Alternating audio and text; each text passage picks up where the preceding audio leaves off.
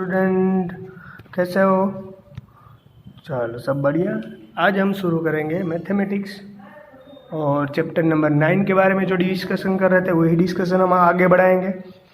तो chapter number 9.1 exercise number है हमारी, उसमें क्वेश्चन नंबर है हमारा 4। तो पहले क्वेश्चन अच्छी तरीके से समझेंगे, बाद में रेडी। तो पहले क्वेश्चन समझते हैं। The angle of elevation of the top of the tower, यानी ये क्या है? टावर है हमारा, इसको मैं लिख देता हूँ टावर। ये है हमारा टावर, रेडी। ये top of the tower from a point on the ground which 30 metre from away foot of the tower. एक पॉइंट है वो फुट ऑफ द टावर से 30 मीटर अवे है, यानी फुट ऑफ द टावर एक ground पर एक ऐसा पॉइंट है जो फीट ऑफ द टावर यानी ये टॉप ऑफ द टावर यानी ये फुट ऑफ द टावर यानी ये फुट ऑफ द टावर से 30 मीटर अवे है। तो यहाँ पर एक पॉइंट है, तो foot of the tower is 30, यानी यहाँ से एलिवेशन एंगल बना रहा था वो था 30 degree. Find the height of the tower, यानी find the height of the tower हमें फाइंड करनी है। देख लिया आपने, the angle of elevation of the top of the tower from the point on the ground which away from the feet to the 30 degree, यानी 30 degree हमें दिया गया हुआ है, रेडी। तो इस तरीके से पहले क्वेश्चन समझना जरूरी है, क्वेश्चन समझ में आया फिर हमें सोल्व करना है। ओके, चलो आगे बात क्वेश्चन समझ में अच्छी तरीके से। चलो, here height of the tower is A B H question mark. हमें हाइट ऑफ द टावर क्या दिया गया? ए बी, यानी हमें इसे एच कह दिया। हमें हाइट ऑफ द टावर ढूंढना है इसलिए, रेडी। तो we know that very well here triangle A B C, in the triangle A B C measurement angle B was 90 degree and given triangle is the right angle, and here angle elevation angle of theta is equal to 30 degree is equal to elevation angle because we so the bottom of the tower and distance between foot of the tower and the ground point 30 meter, and here BC is equal to 30. Here AB was absent because we need to this height of the tower, and here BC are given. So which type formula we can use of here? You know that very well. Is equal to opposite side or is equal to adjacent, and in the our formula we know that 10 only for that opposite upon adjacent both are present, and also cot में भी present रहता है ना, opposite upon adjacent। Cot भी use कर सकते हो, 10 भी यूज़ कर सकते हो। यहाँ opposite upon adjacent, opposite क्या है? AB, adjacent क्या है? BC। तो यहाँ पर वैल्यू सब्स्टिट्यूट करो, AB upon 30, 10 30 1 upon √3 AB upon 30, तो 30 यहाँ आ जाएगा, AB इधर आ जाएगा। ए बी को वेरिएबल बनाओ, ए बी 30 अपॉन √3, 3 मल्टीप्लाई 10 यानी 30 √3, रेडी। तो 3 को किस तरह से लिख सकते हो आप लोग? तो 3 को √3 मल्टीप्लाई √3 लिख सकते हैं हम लोग।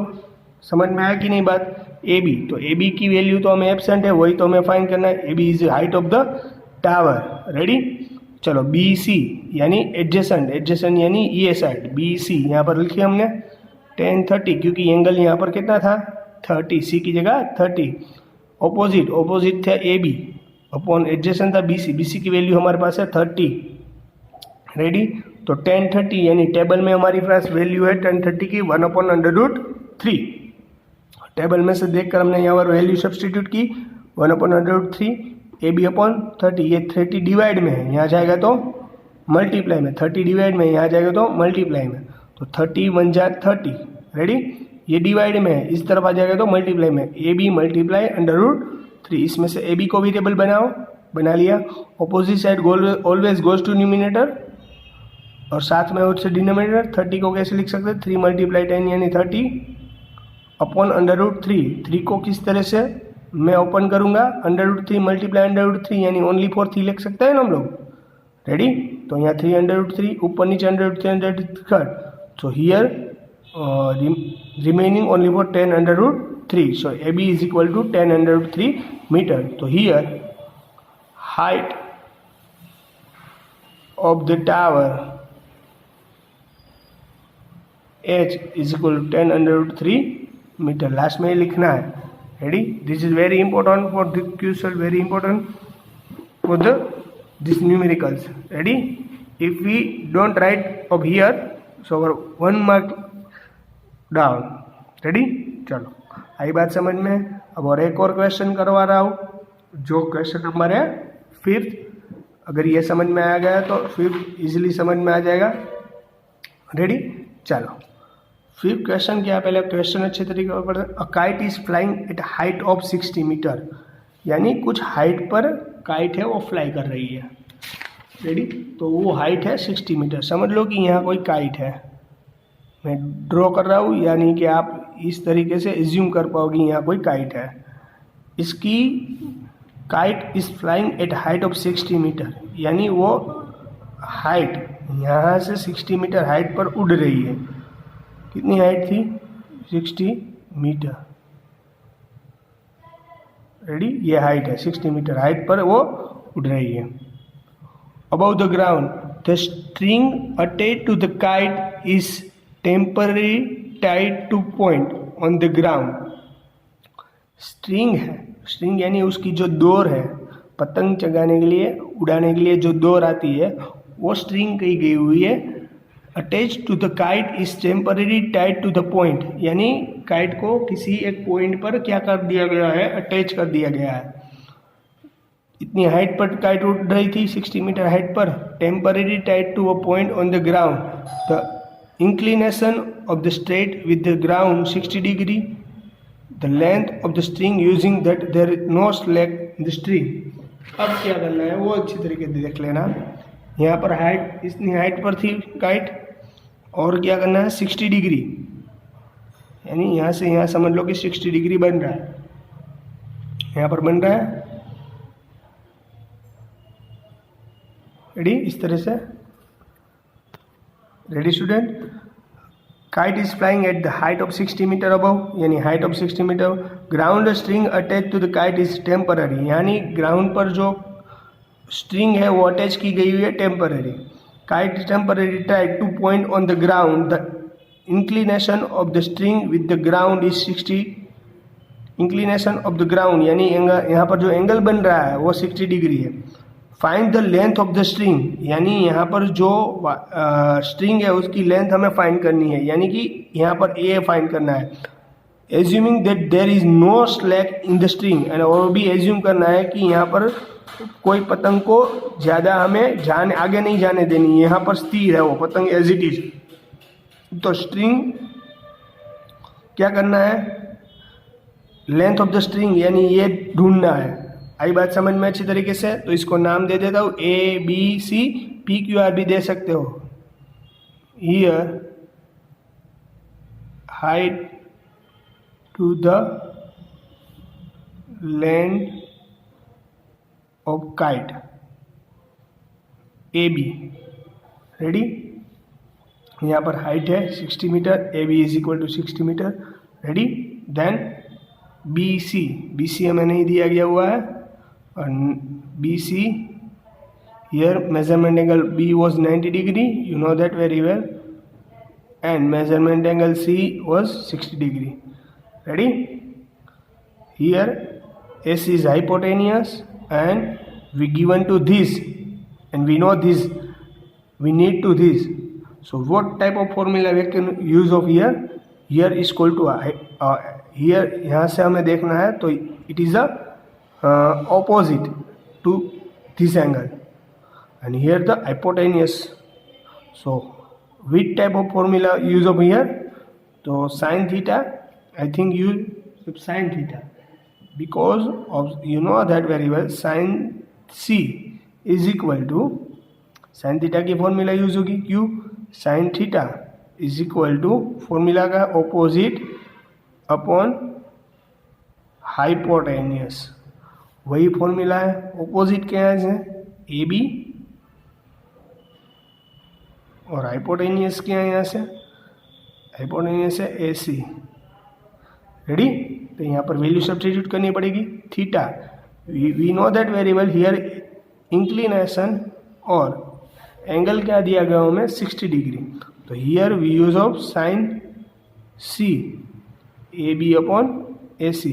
सी क्या है? साइन 60। ए बी क्या है? 60 degree. A C as it is. Ready? Sine 60, sine 60, what value of sine 60? Sine 60 under root 3/2। Sine 60 as it is. What the value of A C? We need to A C, तो A C as it is रखना पड़ेगा। तो अब क्या करना? ए सी को variable बनाओ। ए सी इधर जाएगा, अंडर रूट 3 मल्टीप्लाई ए सी और 2 मल्टीप्लाई 60। तो ए सी को वेरिएबल बनाओ, जो चाहिए उसे वेरिएबल बनाना पड़ेगा ना। 2 multiply 60 upon under root 3। Ready? But if any time in the denominator under root 3 are present, it's not proper answer. If we take a proper answer, that under root 3 are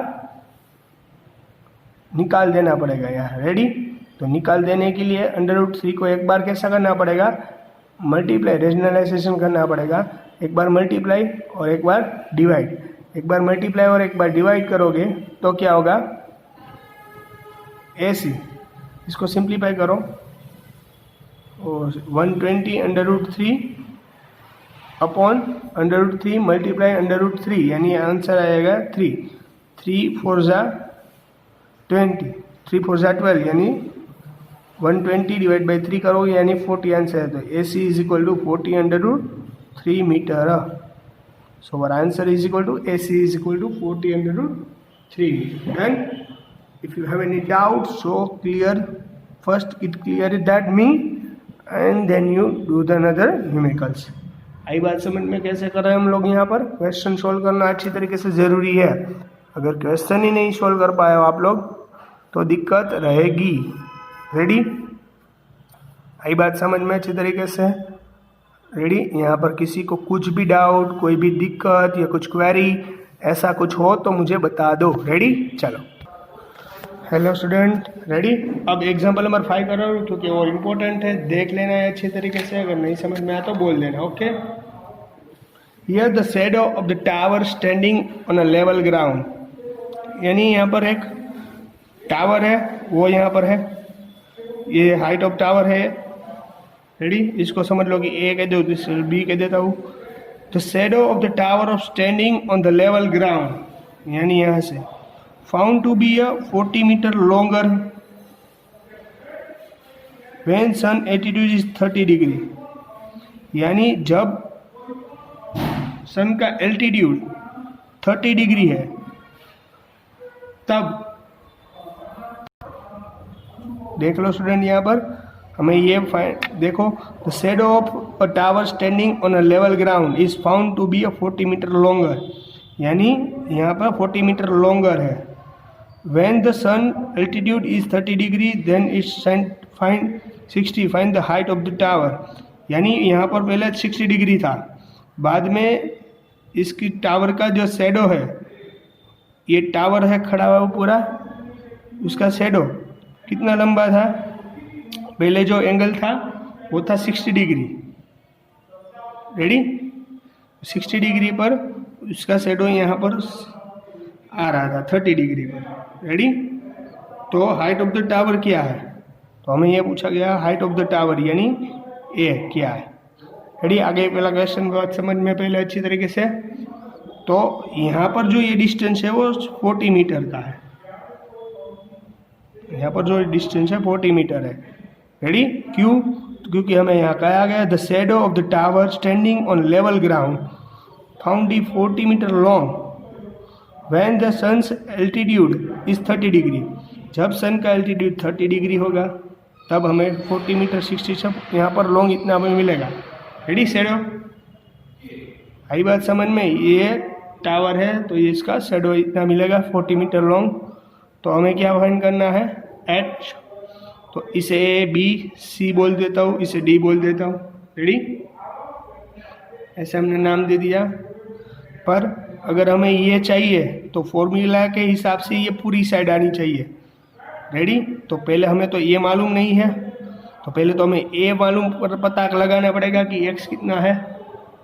ready? तो चलो पहले ए triangle है तो उस triangle के लिए ले लेते हैं, बाद में बड़ा ट्रायंगल ले लेंगे। Here in triangle A B C measurement angle B 90 degree and height of the tower is A B is equal to H. Ready? Height of the tower है, यहाँ पर देखो, रेडी, 1060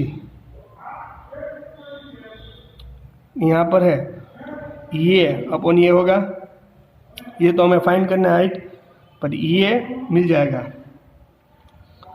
10, यहाँ पर डिग्री कितनी थी 60, 10 theta opposite upon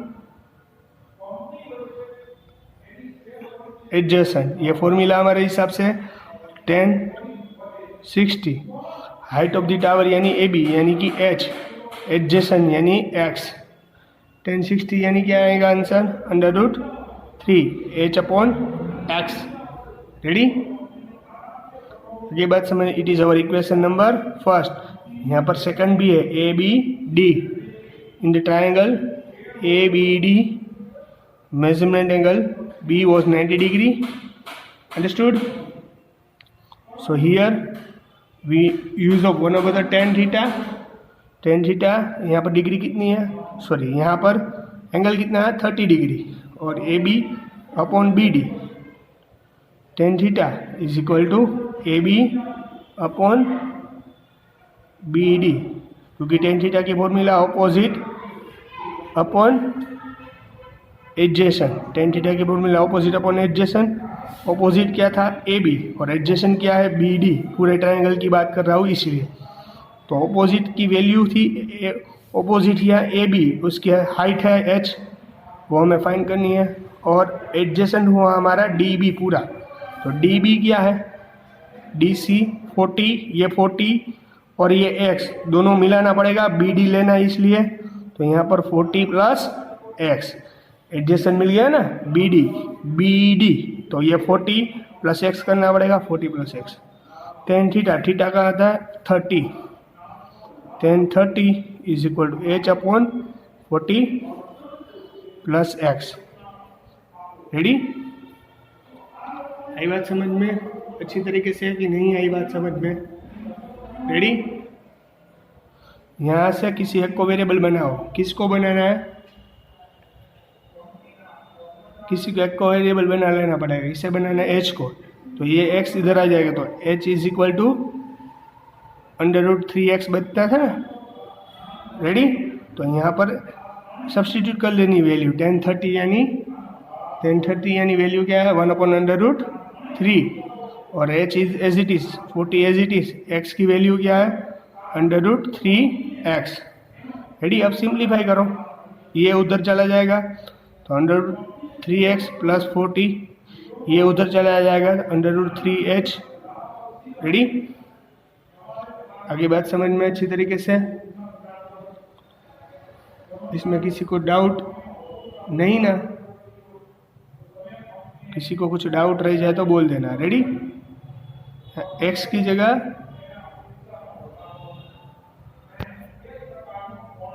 sorry by mistake हो गई, देखो यहाँ x की जगह x as it is, h की जगह हमें सब्सटीट्यूट करनी पड़ेगी ना वैल्यू, तो h की वैल्यू क्या मिली हमें √3x, तो h की जगह हमें मिलनी पड़े √3x।